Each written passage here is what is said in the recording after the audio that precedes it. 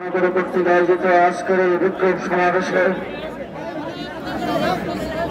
জাতীয় কেন্দ্রীয় মহানগর নেতৃবৃন্দ, সমবেত সাথী বন্ধুগণ, বক্তব্য রাখার আর আমার পক্ষ থেকে কিছু নাই। বক্তব্য সকলেই রেখেছেন, বিশেষ করে আমাদের যুগ্ম মহাসচিব, ঢাকা মহানগর সেক্রেটারি জাতির উদ্দেশ্যে দিক নির্দেশনামূলক বক্তব্য দিয়েছেন। আমি শুধু একটি কথাই বলতে চাই, আজকের এই সম্মেলন আমাদের একটার গাড়ি, 12টার গাড়ি আরো লম্বা। 2 নম্বর কথা বলতে চাই, 800 বৎসর ভারতবর্ষ মুসলমান শাসন করেছে, হিন্দু এই দেশে ছিল। যদি আমরা হিন্দুদের প্রতি কোন বিদ্বেষ ভাব থাকত, রাষ্ট্র সদস্যর পরে তুলারাশি দিয়ে বাড়ি সালাম দিয়ে পাওয়া যেত না। 2 নম্বর কথা বলতে চাই, আমার বাংলাদেশের ফেসিবাদ সরকার পেছনের দরজা দিয়ে যখন ভেঙে চলে গেছেন, এই দেশে সর্বপ্রথম টার্গেট ছিল হিন্দুদেরকে দিয়ে সংখ্যালঘুদের উপর নির্যাতন হচ্ছে।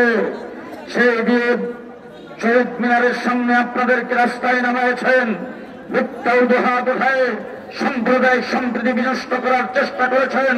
তখন আজকে মনে থাকার কথা, হিন্দু ভাইদেরকে মনে করে দিতে চাই, আপনাদের উপরে আওয়ামী লীগ, ছাত্রলীগ, যুবলীগের দ্বারা আক্রমণ করে সাম্প্রদায়িক সম্প্রীতি নষ্ট করত। আমরা হেফাজতে ইসলাম, মাদ্রাসা, আলেম ওলামায়ে কেরাম, আমরা আপনাদের পাহারাদারি করেছি। গত কয়েকদিন আগে দুর্গা পূজা গেছে আপনাদের, ভারতে এত শান্তিতে পূজা পালন করতে পারে নাই, আমরা যেভাবে আপনাদেরকে পালন করতে দিয়েছি। সুতরাং আপনারা আমাদের নাগরিক ভাই, বাংলাদেশে বসবাস করবেন, সুযোগ সুবিধা কম গ্রহণ করেন নাই, আপনারা প্রধান বিচারপতি পর্যন্ত হয়েছেন। আমাদের আপত্তি নাই, মন্ত্রী হন, মিনিস্টার হন, বড় অফিসার হন, কিন্তু বাংলাদেশে ইসলাম আর মুসলমানদের বিরুদ্ধে ষড়যন্ত্র করবেন, পরিষ্কার বলে দিতে চাই, আমরা পোল্ট্রি মুরগি নয়। আমাদের মাদ্রাসা, স্কুল, কলেজ, ইউনিভার্সিটিতে পোল্ট্রি মুরগি পালি না। শেষ কথা বলতে চাই, কারো কারো এখনো আওয়ামী লীগ খালাতো ভাই, আওয়ামী লীগ সরকারের বিরুদ্ধে নির্যাতিত হয়েছেন, নিপীড়িত হয়েছেন, গুম হত্যা হয়েছে অনেক। তারপরেও এখন আপনাদের কথাবার্তায় বোঝা যাচ্ছে তারা খালাতো ভাই। আপনাদের জন্য মনে একটু দুঃখ। আমার মনে হচ্ছে আপনারা ভারত পোষণ নীতি পালন করছেন। ভারতের সাথে যে সম্পর্ক আপনাদের খারাপ হয়, ক্ষমতায় যাইতে পারবেন না। ভগবান আমার হক যাই কথা বলেছেন, ভারত পোষণ নীতি পালন করে ভারতের সাথে আসে, আগামীতে কাউকে ক্ষমতা আসতে দেওয়া হবে না। শেষ কথা আপনাদের সামনে বলবো, ইসকনকে নিষিদ্ধ ঘোষণা করতে হবে।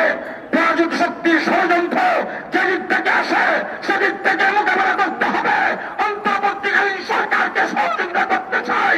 যদি তারা ব্যর্থ হয়, কোন ষড়যন্ত্র হয়, হেফাজতে ইসলাম করে বসে থাকবে না, আবার সভ্য যুক্ত হবে, আবার সভ্য যুক্ত হবে। মোনাজাতের মধ্যে রাষ্ট্রের সমাবেশ এখানেই শেষ হবে। ধন্যবাদ জানাচ্ছি যে যেখান থেকে আগমন করেছেন, কষ্ট করে জমার পরে যারা এসেছেন, ধন্যবাদ জানাই বলতে চাই, হেফাজতে ইসলাম বাংলাদেশের আগামী